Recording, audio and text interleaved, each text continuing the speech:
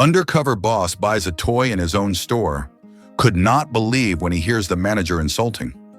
An old man stood quietly in aisle 7, clutching a small teddy bear to his chest. His clothes were wrinkled, his sneakers scuffed, and his hands trembled slightly as he read the price tag. $34.99, he whispered to himself, hesitating. He reached into his pocket, pulled out a few crumpled dollar bills and sighed. Just then, a young employee walked by and sneered. "Hey buddy, this isn't a thrift store. If you can't afford it, don't touch it." The old man's face fell, but before he could say a word, a loud voice echoed from behind. "God, I hate when these types wander in just to waste time. This is a premium toy store, not a soup kitchen." The voice belonged to the store manager. No one knew that the man holding the teddy bear was Diego Ramirez, the founder and CEO of WonderJoy Toys, a company built on kindness, inclusion, and the belief that every child, no matter their background, deserves magic. And what Diego heard next broke his heart. If you believe every customer deserves respect and love stories where the truth wins, subscribe to Undercover Files. We've got more to expose. WonderJoy Toys wasn't born out of a business plan. It was born out of a lonely child's wish. 22 years ago, in a cramped, drafty garage in San Diego, a young man named Diego Ramirez began handcrafting wooden toys using leftover scraps from construction sites. Diego, now 48, is a Latin American man with fair skin, short graying hair, and a soul full of memories he never wanted anyone else to endure. He grew up in the foster system, 5 different homes by the time he was 12. No family photos, no birthday candles, no bedtime stories, and not once, not a single time, did anyone ever give him a toy. But he remembers vividly being 6 years old, sitting cross-legged on the floor of a group home, watching another boy unwrap a birthday gift, a cheap plastic fire truck. Diego didn't feel jealous. He just whispered to himself, "One day I'll make toys for kids like me, kids who don't get picked first, kids who get forgotten." That moment never left him, and that dream eventually became WonderJoy Toys, a company built not to profit off trends, but to make every child feel seen, cherished, and celebrated. Diego poured his heart into it. Every design was intentional, every color palette chosen to spark imagination, and he made it a point to donate tens of thousands of toys every holiday season to orphanages, shelters, and hospitals. He trained his early staff personally, drilling one core belief: a toy can't change the world, but the kindness that comes with it just might. Now WonderJoy has over 300 stores nationwide, thousands of employees, and a presence in millions of homes. But success came with distance. Diego found himself in meetings, boardrooms, and spreadsheets, far from the aisles where kids smiled and dreams were sold in boxes. And then the emails started. One mother wrote that her child was humiliated when she asked if they accepted EBT cards for a toy. A disabled veteran said a staff member mocked him when he couldn't reach a shelf. Another message read simply, "I thought this was a store for everyone. I guess poor kids don't deserve joy anymore." Diego read that line over and over, and it shattered him. He could have called HR, sent compliance officers, scheduled empathy training, but none of that would show him the truth. So one morning he stood in front of his bathroom mirror and took a long look at himself. He traded his tailored blazer for a weathered hoodie, pulled on faded jeans, slipped into old sneakers, and tucked his graying hair under a worn baseball cap. He didn't look like a CEO anymore. He looked like one of the very people his own employees were ignoring. Then, without telling a soul, he walked into one of WonderJoy's flagship stores as a tired, older man. Someone most people would overlook. And what he found inside wasn't just disappointing, it was devastating. The moment Diego stepped inside the WonderJoy flagship store, something felt off. The walls were still painted in the same cheerful yellows and sky blues he'd approved years ago. The shelves still overflowed with plush animals, building sets, and dolls of every color and culture. But the energy, the warmth WonderJoy was built on, was gone. It wasn't just about rudeness. It was the smirks, the whispers, the way the staff looked through people instead of at them. Near the doll aisle, Diego saw a young woman, maybe in her early 20s, clutching her wallet nervously. Her son, bouncing with excitement, held up a superhero figure and said, "Mommy, can I get him?" She smiled softly. "Maybe, baby. Let me see if we can do the layaway today." But as she walked to the counter, two employees, teenagers with employee badges that said toy specialist, exchanged looks and snickered. "She's back again?" one muttered. "What's she putting on layaway this time? A keychain?" They laughed. Diego's jaw clenched, but he said nothing. By the play area, a boy in a wheelchair waited patiently at the entrance. His dad had rolled him over with a toy truck in hand. "Can we try this here for a minute?" the father asked. A staff member barely looked up from her phone. The play area's closed. The dad glanced at the bright "open" sign blinking behind her. "But it says it's closed," she snapped. "Try again next time." The child lowered his head, gripping the toy tighter. Diego's chest ached. At the far end of the store, two more employees arranged the newest premium collection toys, limited edition plush bears and collectible sets. Diego overheard one whisper, "Let's keep these on the top shelf. No point letting the broke crowd paw through them."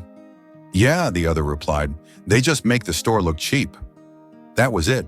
Diego picked up a soft brown teddy bear from the shelf, one of the first toys WonderJoy ever produced. He had personally named that model Benny the Brave, after a boy he once bunked with in foster care who used to protect Diego from bullies at night. He walked slowly to the register and set the bear down. Josh, the store manager, stood behind the counter, arms crossed, chewing gum like he was bored out of his mind. In his mid-30s, tall and smug, with a manicured beard and shiny leather shoes, Josh looked Diego up and down like he was dirt. "You really gonna buy that?" he said. "Or are you just wasting my time?" The room seemed to freeze. Diego swallowed. "I'd like to. It's for my granddaughter. Her birthday's coming up." Josh snorted. "Sure it is. You people always have a story." He exaggerated the phrase "you people" as if it were poison. "You want a discount too? We don't do coupons for sob stories." Diego's hand trembled slightly as he pulled out his wallet. I can pay full price. I just thought it would make her smile." Josh rolled his eyes. "Honestly, man, you're lowering the vibe in here. Look around. This isn't a thrift store." A few customers turned toward the commotion. A father holding a toddler frowned. A teenager nearby put her toy back quietly and walked toward the exit. But Diego didn't raise his voice. He didn't shout. He simply looked down at the bear in his hands and whispered, "I used to dream of having one of these." Josh snickered. "Well, dreams come true. Now they're $34.99 plus tax. You paying or what?" Then came the moment no one expected. Diego gently placed the teddy bear back on the counter. "You know," he said quietly, "I remember designing this one. I carved the first one by hand in my garage. It had uneven stitches, crooked button eyes, and still, it was beautiful." Josh blinked. "What are you talking about?" Diego looked up and his eyes weren't trembling anymore. They were filled with fire. "I built this company from nothing. Every shelf in this store, every toy, every color scheme, every smile it was supposed to create. I built it all for kids who were like me, poor, forgotten, judged." Silence fell over the entire store. A teenage employee whispered, "Wait, what's going on?" Josh took a step back. "Who the hell are you?" Diego pulled off his baseball cap, slowly, deliberately. His graying hair glinted under the soft store lights. "I'm Diego Ramirez, founder and CEO of WonderJoy Toys." Gasps. A customer dropped their phone. If this moment caught you off guard, imagine what's still coming. Hit that subscribe button so you don't miss more powerful undercover stories like this one. Back to Diego. One employee literally stepped away like Diego was radioactive. Josh went pale. No way, you were dressed like a customer?" Diego said sharply. "Like someone who deserved kindness, no matter how they looked?" Josh stumbled. "Listen, I didn't mean..." But Diego held up his hand. "You did. And worse, this isn't just about me. I watched you mock a single mother, exclude a disabled child, laugh at customers who didn't dress high-end. That's not just bad service, that's cruelty." He turned toward the staff. Is this what WonderJoy means to you now? Premium shelves for the worthy and closed doors for everyone else? No one answered. Josh stammered. It's not. It's just business, Mr. Ramirez. We're trying to maintain a certain brand image. A brand built on empathy, Diego snapped, not elitism. And then he looked around, locking eyes with every employee. I'm shutting this store down for 48 hours. Every single one of you is going through retraining, not with HR, with me, personally. You'll learn why WonderJoy exists. You'll hear what it's like to grow up with nothing. And if you can't treat every person who walks in here with dignity, then you're not welcome here. I don't care what your sales numbers are. Josh opened his mouth, but the words didn't come. Diego reached for the teddy bear again, held it close to his chest and whispered, Benny the Brave. He would have stood up too. He paid full price, no discount, no ceremony. And as he walked out, several customers began to clap. The little boy in the wheelchair rolled up to him and said softly, Mister, you're my hero. Diego knelt, handed him the bear, and smiled. No, kiddo, you're mine. The next morning, the flagship WonderJoy store didn't open. Instead of customers, every employee stood outside, some confused, others nervous, as a plain white van rolled up. Out stepped Diego Ramirez, not in a suit, not with a camera crew or a boardroom team. Just Diego, holding a stack of photographs from his childhood and a worn notebook labeled WonderJoy, Day One Plans. The staff gathered inside the break room, where he placed an old photo on the table. It showed a young boy, skinny, bruised, with secondhand clothes, clutching a cardboard action figure someone had thrown away. His smile was still wide. That was me, Diego said. The only toy I ever had. I made it from cereal boxes I found in the trash behind a store. The room went silent. I created WonderJoy for kids like that, so no child would feel forgotten, so no family would feel like they had to look the part to deserve happiness. And definitely not to shame a mother trying her best or a child with special needs. Some employees shifted uncomfortably. Others looked down in guilt. Diego walked to the window and gestured toward the street.